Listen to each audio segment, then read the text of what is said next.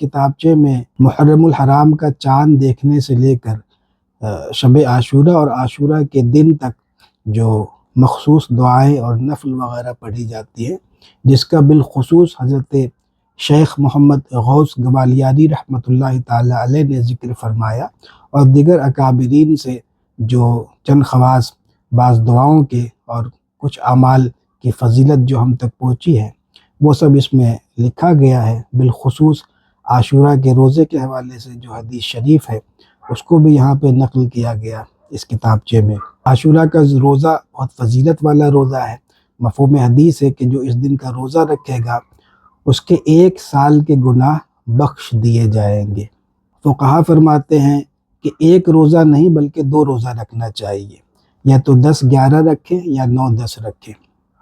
تو اللہ تعالی ہمیں ان روزوں کی بھی توفیق عطا فرمائے۔ شب عاشورہ میں جو نفل پڑھنی ہے پہلے اس کا ذکر کرتے ہیں۔ 100 رکعت نفل ادا کرنی ہے، 2 کر کے، یعنی 2 رکعت کر کے 100 رکعات پڑھنی ہے، اور ہر رکعت میں الحمد شریف کے بعد سورہ اخلاص 3 مرتبہ پڑھنی ہے۔ جب 100 رکعت مکمل ہو جائے تو پھر 70 مرتبہ پڑھیں گے سبحان اللہ والحمد للہ ولا الہ الا اللہ واللہ اکبر ولا حول ولا قوة الا باللہ العلی العظیم۔ یہ پڑھ کر کے دعا کریں، جو بھی دعا مانگیں گے وہ دعا قبول ہوگی۔ 100 نوافل اگر نہ ادا کر سکے، 100 رکعات نہ پڑھ سکے، تو فقیر کا مشورہ ہے کہ جس قدر ہو سکے، 2، 4، 6، 8، 12، مطلب کہ جس قدر ہو سکے آپ مغرب یا عشاء کے بعد پڑھ لیں، اور خاص طور پر مغرب کے بعد اوابین ضرور پڑھیں، کہ مغرب کے بعد جو 6 رکعت پڑھیں گے اوابین کی نیت سے، تو اللہ تعالیٰ اوابین پڑھنے والوں کے لیے غفور ہے۔ اسی طریقے سے اوابین کے علاوہ یہ جو 100 رکعات ہے اس میں سے جس قدر ہو سکے، اللہ توفیق دے تو پوری پڑھ لیں، کچھ مغرب کے بعد پڑھ لیں، پھر کچھ عشاء کے بعد پڑھ لیں۔ اس کے علاوہ قرآن مقدس کی تلاوت بھی خوب کریں، درود شریف کی کثرت بھی رکھیں، استغفار کی کثرت رکھیں۔ اگر روزہ رکھنا ہے تو سحری بھی ضرور کھائیں، کہ سحری کھانے سے آپ کو قوت ملے گی۔ بعض لوگ نفل روزوں میں سحری کا اہتمام نہیں کرتے، تو یہ نہیں چاہیے، بلکہ باقاعدہ سحری کا اہتمام ہو۔ موبائل میں آپ جیسے الارم لگا لیں اور باقاعدہ سحری کا اہتمام کریں، اس سے یہ ہوگا کہ آپ سحری کا وقت رہتے اٹھ جائیں گے، کچھ کھا پی لیں گے، سحری میں برکت بھی ہے، پھر کچھ تلاوت قرآن مقدس ہو جائے گی، اور اوراد و وظائف پڑھ لیں گے، پھر فجر کی نماز بھی ادا کر لیں گے، تو یہ بہت بڑی سعادت۔ پھر یہ کہ باقاعدہ پھر روزہ رکھیں گے، اور پھر عاشورہ کا پورا دن روزے کی حالت میں عبادت کرتے ہوئے گزاریں گے۔ عاشورہ کے دن کے دعائیں اور نفل، فرمایا چاشت کے وقت غسل کرے، پھر لباس پہنے، صاف ستھرا دھلا ہوا لباس ہو، نیا ہو تو کیا بات ہے۔ اس کے بعد چلو میں پانی لے کر کے سر پہ ڈالے اور ملتا جائے، اور اس دوران یہ تسبیح پڑھ لے 1 مرتبہ، حسبی اللہ وکفی سمی اللہ لمن دعا لیس وراء اللہ منتہا من اعتصم بحبل اللہ نجا۔ یہ 1 مرتبہ یا 3 مرتبہ پڑھیں گے اور سر پہ وہ ملتے رہیں گے، مطلب کہ پانی جو آپ نے ڈالا ہے بھیگے ہاتھ سے ہلکے ہلکے ملتے رہیں گے۔ اچھا، اس کا فائدہ کیا ہوگا؟ یعنی کہ یہ بس ایسے تو لکھا ہے، لیکن اس کے کچھ فوائد نہیں لکھے ہیں کہ اس کے کرنے سے ہوگا کیا، لیکن بزرگوں سے ہم تک جو چیزیں پہنچے اس کی قدر کرنی چاہیے، اور اس میں بے پناہ اس کے فوائد ہوتے ہیں۔ اور فقیر اپنے وجدان سے ایک بات کہتا ہے کہ ممکن ہے کہ ایسا کرنے سے غم دور ہو، ڈپریشن ختم ہو، یا ایک جو فکر اور اندیشہ جو ایک بندے کو اپنے معاش کے اور معاد کے اعتبار سے لاحق رہتی ہے، وہ جیسے اس میں تخفیف ہو، کمی ہو یا ختم ہو، تو یہ فوائد اس سے حاصل ہو سکتے، باقی اللہ بہتر جانے۔ اس کے بعد 2 رکعت نفل پڑھیں گے، تو پہلی رکعت میں فاتحہ کے بعد آیت الکرسی، اور دوسری رکعت میں لو انزلنا ھذا القرآن، سورہ حشر کی جو آخری آیت ہے وہ آخر تک پڑھنی ہے۔ نماز کے بعد فارغ ہو کر کے درود شریف پڑھیں، کوئی سا بھی درود شریف پڑھ لیں۔ اس کے بعد یہ دعا پڑھیں گے، یا اول الاولین و یا آخر الآخرین لا الہ الا انت خلقت اول ما خلقت هذا اليوم وتخلق آخرہ ما تخلق فی هذا اليوم آتنی فیہ خیر ما اتیت فیہ اولیاءک وانبیاءک واصفیاءک من ثواب البلایا واسحم ما آتیتہم فیہ من الکرامت وبحق محمد صلی اللہ علیہ وعلی آلہ وسلم۔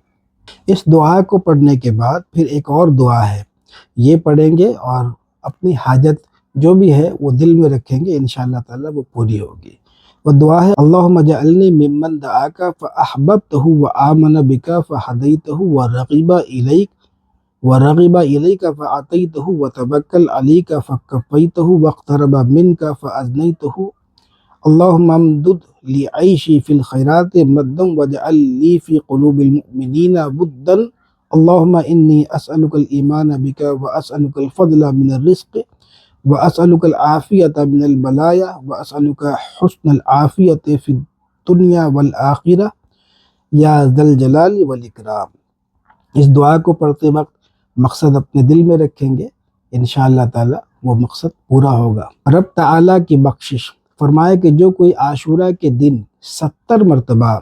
حسبی اللہ و نعم الوکیل نعم المولا و نعم النصیر پڑھے گا، اللہ تعالیٰ اس کی بخشش فرما دے گا، سال بھر موت نہ آئے۔ جو کوئی عاشورہ کے دن یہ دعا 7 بار پڑھے گا، انشاءاللہ تعالیٰ اس سال موت کے صدمے سے محفوظ رہے گا، اور جس سال اس کی موت ہوگی اس کو پڑھنے کی توفیق نہ ملے گی۔ وہ دعا یہ ہے، سبحان اللہ ملء المیزان ومنتہى العلم ومبلغ الرضاء وزینۃ العرش لا ملجأ ولا منجأ من اللہ الا الیہ سبحان اللہ عدد الشفع والوتر وعدد کلماتہ التامات کلہا واسألک السلامۃ برحمتک یا ارحم الراحمین ولا حول ولا قوة الا باللہ العلی العظیم وهو حسبی ونعم الوکیل نعم المولا ونعم النصیر وصلی اللہ علی خیر خلقہ محمد وآلہ واصحابہ اجمعین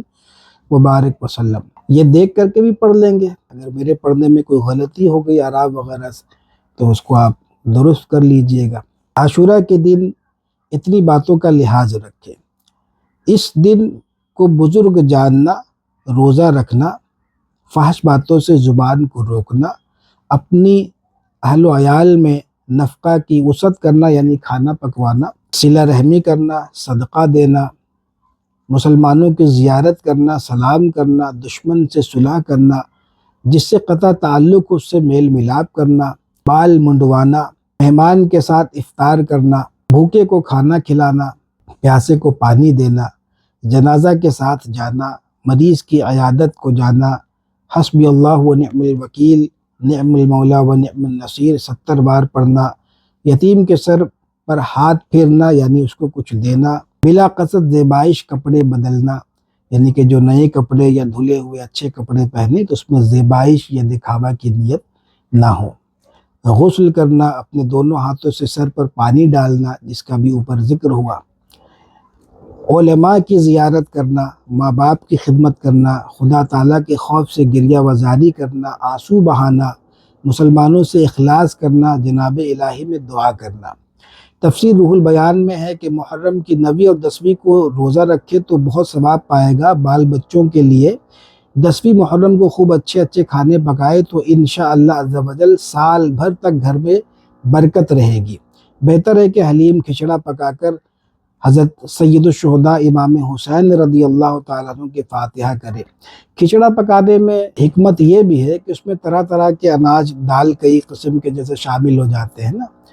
تو ایک حکمت یہ بھی ہے۔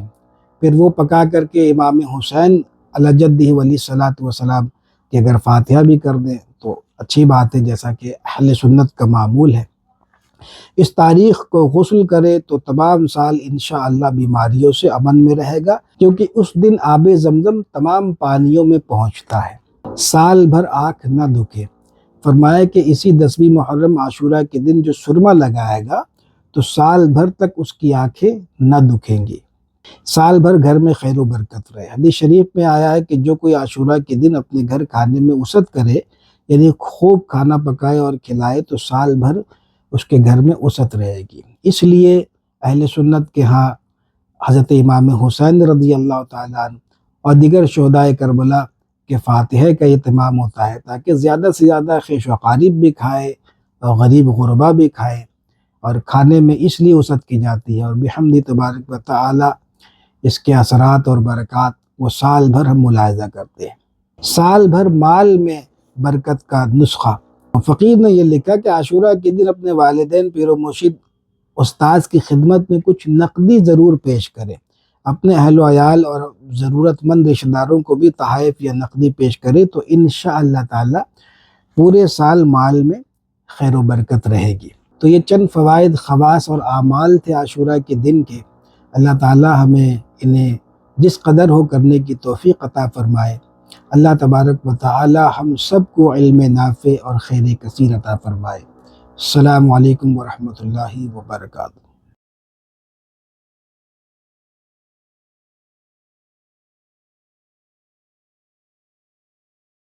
لا إله إلا الله وحده لا شريك له